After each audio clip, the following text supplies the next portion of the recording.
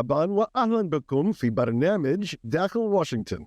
أنا مضيفكم روبرت ساتلف. يبدو أن أمريكا ستدخل أغرب انتخابات رئاسية في تاريخها. في أول مرة منذ 70 عام يتنافس ذات المرشحين اللذين تنافسا قبل 4 أعوام، ولأول مرة منذ 80 عاما يرشح أحد الحزبين الرئيسيين المرشح نفسه ل3 مرات متتالية، ولأول مرة في التاريخ يكون مجموع عمري المرشحين أكثر من 150 عاما، ولأول مرة أيضا يحتمل أن تتم إدانة أحد المرشحين جنائيا أثناء الطريق إلى البيت الأبيض، وكذلك لأول مرة تظهر أرقام الأصوات الانتخابية أن بإمكان الحزبين تحقيق نتائج أفضل مع مرشحين آخرين غير المرشحين الحاليين، الرئيس الحالي جو بايدن والرئيس السابق ترامب. لاستخلاص المنطق من هذه اللحظات الغريبة يسرني أن أستضيف نخبة من خبراء السياسة الأمريكية جيم أنتل، راسل بيرمان ونورمان أورنستين. Welcome back to Dakhel Washington. Well, the primary races are over. Earlier than ever before in American history, barring some external event, it will be a rematch of the 2020 presidential race. Biden versus Trump. Let's take a closer look with Jim Antle, Russell Berman, and Norman Ornstein. So, gentlemen, the Republican race started with 10 or so candidates, but Donald Trump racked up a majority of delegates in record time. Trump's strategy was never to take his competitors seriously, and it worked. Looking back, was this inevitable? Could something have happened to actually make this a serious race? Jim, let's start with you.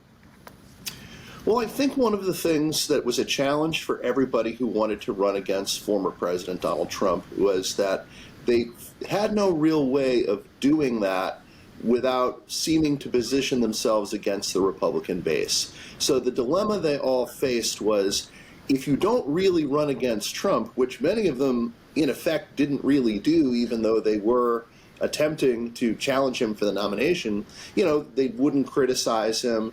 They were slow to bring up obvious areas of attack. They seemed very nervous about Trump's counterattack. So if you don't do that, you're not really making an effective argument for why you should replace him as the nominee. But if you did go after him, the risk was that all the Republican primary voters would then view you as in effect a Democrat or as somehow disloyal to the party. And disloyalty was the big line of argument that Trump used against Florida Governor Ron DeSantis, who initially looked like he was going to be Trump's main competitor. And then the person who did end up being Trump's main competitor, former UN Ambassador Nikki Haley, she became very reliant on anti-Trump crossover voters to be competitive in the primaries. And her reliance on those voters, while it made her in a better position than any of the other candidates besides Trump, it put a ceiling on what she could do in a Republican primary. And so, Russell, was it inevitable from the very beginning that no serious candidate could emerge to challenge Donald Trump? I think, you know, everybody has perfect vision in hindsight, but I think it's clear that the Republican voters want Trump, and they've wanted Trump for many, many years now. And so even with Nikki Haley, you see that a lot of her vote in the states in which she has gotten 30 or 40% are coming from, as I think Jim alluded to, from Democrats and independents as opposed to Republican primary voters. And so as long as Trump was had a tight grip on 80 to 85% of the Republican primary electorate, there was no room for anybody else. And, you know, we've gone through the same process where Trump will say, you know, kind of crazy or insane things, and we'll see if it matters. He's been indicted. That hasn't mattered. He's been indicted again and again.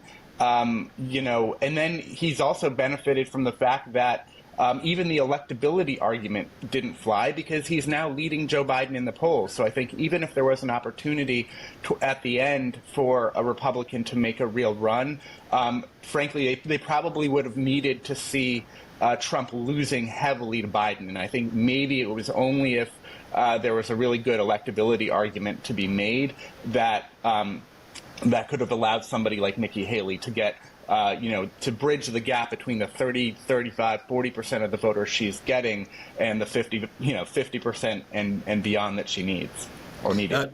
Norm, any precedent for this in modern American history, that the party out of power basically has no race for the nomination of their candidate?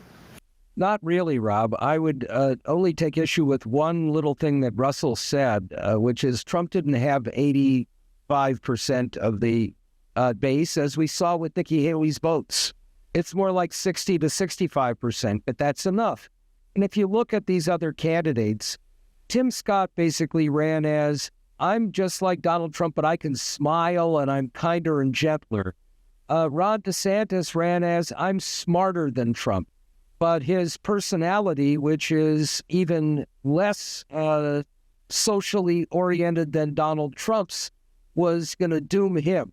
You had the candidates who ran directly against Trump, Chris Christie and Asa Hutchinson, and they got nowhere, obviously, fairly early on. And then you had Nikki Haley, who shape-shifted throughout the course of this, finally becoming anti-Trump. And did respectably well if you look at losing 70-30 or 65-35 as respectable. What we have to remember is this is Trump's party. He didn't cause the populist right-wing flame of the party, but it is now his. And while 30% or more in some of these states of Republicans voted against Trump, most of them are going to come back. It's a tribal atmosphere right now. But it tells you a lot, as Russell said, that it didn't matter what Trump said. It doesn't matter what he's done. It doesn't matter that he has 91 counts against him. It's his party. And whether that's enough in the end to bring over all the Republicans he needs, to have this turn from a referendum on Joe Biden into a choice between the two of them. And we can't forget, Rob, that we have lurking in the background a whole series of third-party candidates who could make an enormous difference in this contest. Very different than if it's Trump versus Biden. But it's Trump's party, and we're seeing this reflected in primary choices and other races. So, Trump's party, I do want to just focus for a moment, Jim. There were some signs of weakness for Donald Trump in an interesting place in Georgia, for example, where in key parts of Georgia, Nikki Haley did as well, if not better, than Donald Trump, even though she was already out of the race. Is this a significant sign as people think about November? It could be. I'm sort of the view that Steve Kornacki, that a lot of Haley's support, the voters that got her over 30% and up to 40% in certain primaries, were independents who leaned Democratic, who were looking for an extra opportunity to vote for Trump, to vote against Trump rather, and there was no competitive race on the Democratic side, so they had an opportunity to do so. I do think those voters are going to continue, in the absence of a competitive Democratic race, to turn out to some degree, and I think Haley will continue to get a non-trivial number of votes. Now, I do think Haley also did appeal to whatever is left of the Republican primary electorate that does not like Donald Trump, has never warmed to Donald Trump in the 9 or so years that he has been in national politics and effectively been the leader of the party. But that is not a big enough slice of voters to doom Trump either in the primaries. But, any number of voters could be a problem in a general election if the general election remains close. If we're talking about 6 or fewer states, 100,000 votes or fewer in those states, really deciding who the next president is, any third-party challenge or any never-Trump element of the Republican Party, any, non-white working-class defection from the Democratic Party, any of those things can matter without having to capture a huge number of raw votes. All right, so Russell, we're now 6 months before the election, and the candidates seem pretty well in place. What does Trump do now? How does he keep the enthusiasm level high among his base? And is there any effort that he's going to try to make to reach beyond the base, to try to find, scattered though they may be, independent voters or other voters that he can pull over to his side? Well, he doesn't have a long history of that, right? Every time we think he's going to go be presidential or moderate or soften up, he doesn't do that. I think the big question as it relates to policy is where we've actually maybe seen him try to do it, not altogether effectively, is on abortion, right? And this is, the Democrats hope that this is their, kryptonite for Trump and the Republican Party, because they have run on and won, in the last 2 years since the overturning of Roe v. Wade in many places on abortion rights. But Trump has pretty consistently tried, at least, to distance himself from the most anti-abortion elements in the Republican Party. He wants a compromise. He wants I believe, a 15 or a 16-week ban, and it depends on how that is communicated to the American people and how voters receive that. If they receive that as the Republican Party is going to say yes to abortion up to 15 or 16 weeks, and that's how it's framed and received, it could be effective.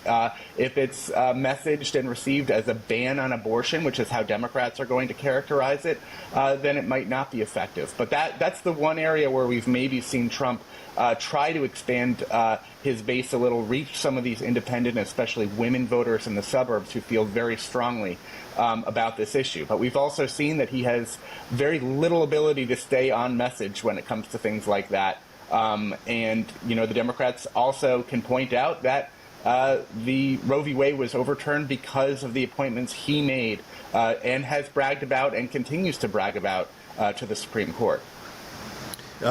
Norm, what do you think? Is there room for Trump to try to reach out to that elusive, undecided or wavering voter, or is he going to focus on getting out his base as much as possible? It'll be a base-driven election. Trump, I don't think, is even going to try to do that. What he will try to do is to turn in further against Joe Biden. He wants to make this a referendum on Joe Biden's presidency and view the Biden presidency as an unremitting hellscape for Americans. And we have a lot of Americans who are not real happy right now with the state of the nation. I think there'll be one other element here, Rob, and that is that he is hoping that No Labels fields a candidate that might lure over some of those suburban college-educated Republicans and independents who don't like Trump and don't like Biden. He, I think, is hoping that Robert F. Kennedy Jr., Cornel West, and Jill Stein are able to bring over some younger progressive voters and some voters of color based on their opposition to Biden's policies in Gaza and some other discomfort that they have. But we also have to remember that some part of Trump's next few months are going to be out of his control.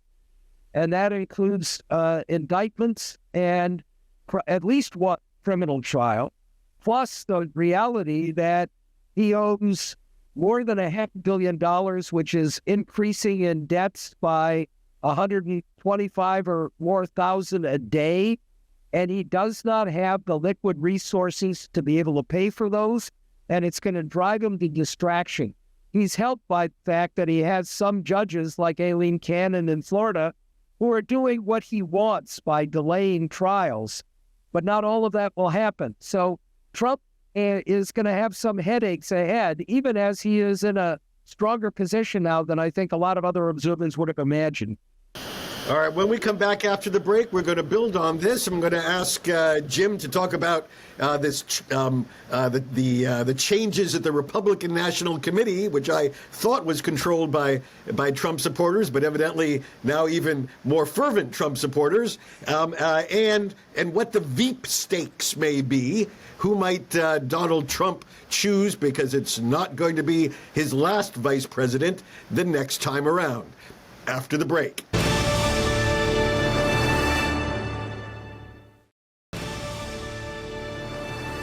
My guests again today include Russell Berman. Russell is a staff writer at The Atlantic, where he covers American politics. Formerly, he was writer-producer for the venerable and often contentious McLaughlin Group. Also with us is W. James Antle III. Jim is the executive editor of the Washington Examiner magazine. Previously, he was politics editor at the Examiner, managing editor of the online Daily Caller, associate editor of the American Spectator, and senior writer for the American Conservative. He is the author of Devouring Freedom: Can Big Government Ever Be Stopped? And I'm delighted to have back with us Norman Ornstein. Norm is Emeritus Scholar at the American Enterprise Institute and one of America's wisest experts on politics, Congress, and the presidency. He's a contributing editor and columnist for National Journal and The Atlantic magazines, and an election analyst for BBC News. All right, Jim, Trump supporters just took over the leadership of the Republican National Committee and fired all sorts of people.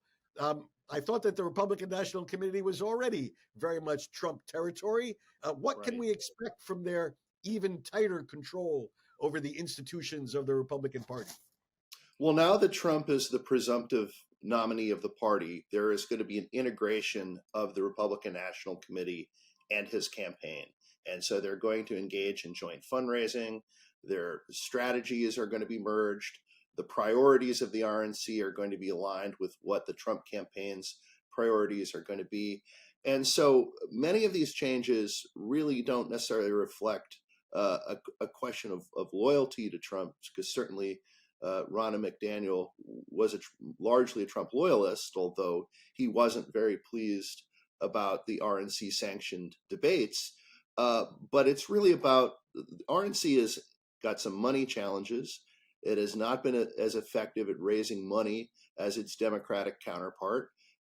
There's a lot of criticism within the party of how it has conducted itself in the midterm elections, which were disappointing for Republicans, and some of these off-year special elections in which Republicans have not done terribly well.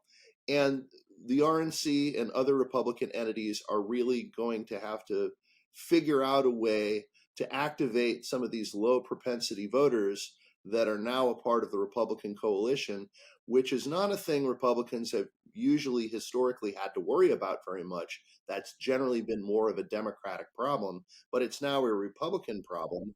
And they have a nominee who has been resistant to many of the types of initiatives parties use to try to turn out these types of voters, such as mail-in balloting and ballot harvesting and those sorts of things, which he blames for his 2020 election loss, which he continues to maintain wasn't really a loss.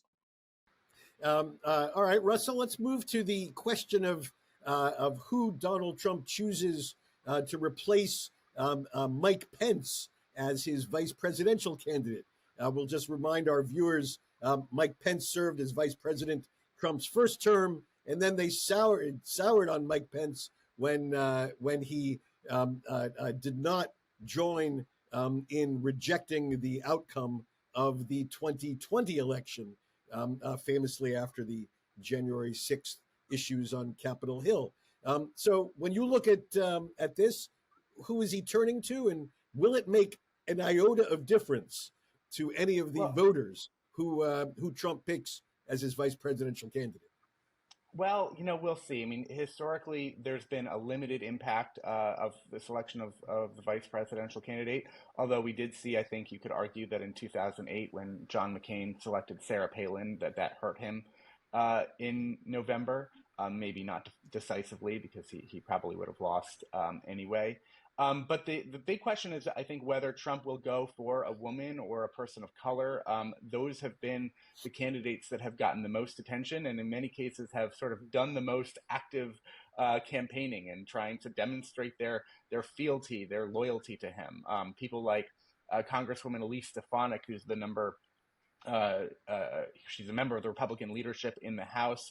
She initially was elected as a moderate George W. Bush. She served in the George W. Bush White House. She worked with former Speaker Paul Ryan, a member of the Republican establishment.